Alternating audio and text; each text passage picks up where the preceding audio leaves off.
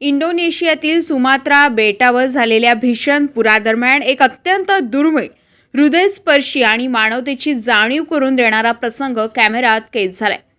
सध्या सोशल मीडियावर प्रचंड व्हायरल होत असलेल्या या व्हिडिओमध्ये एक सुमात्रन हत्ती वेगवान आणि धोकादायक पाण्याच्या प्रवाहात अडकलेल्या वाघाला वाचवण्याचा प्रयत्न करताना स्पष्टपणे दिसत आहे.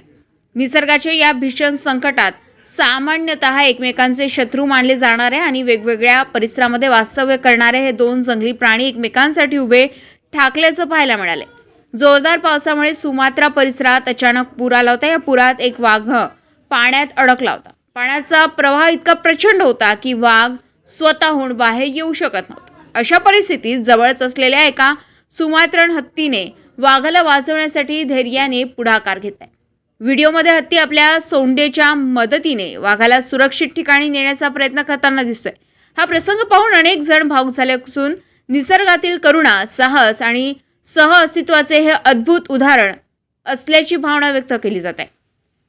हा व्हिडिओ इंडोनेशियातील सोशल मीडियावर मोठ्या प्रमाणावर व्हायरल झाला असून लाखो लोकांनी तो पाहिलाय, शेअर केला आणि प्रतिक्रिया दिल्या. अनेकांनी याला निसर्गातील माणुसकी असे संबोधले आहे, तर काहींनी संकटाच्या काळात प्राणीही एकमेकांसाठी जीवाची बाजी लावतात याचे हे उत्तम उदाहरण असल्याचं म्हटलंय.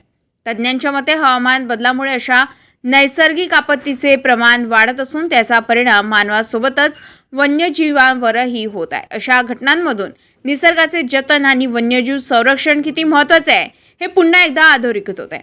सध्या हा व्हिडिओ जगभर चर्चेचा विषय ठरत असून निसर्गात अजूनही करुणा आणि संवेदनशीलता जिवंत आहे याची जाणीव करून देणारा हा प्रसंग अनेकांच्या मनाला स्पर्श करून गेला आहे.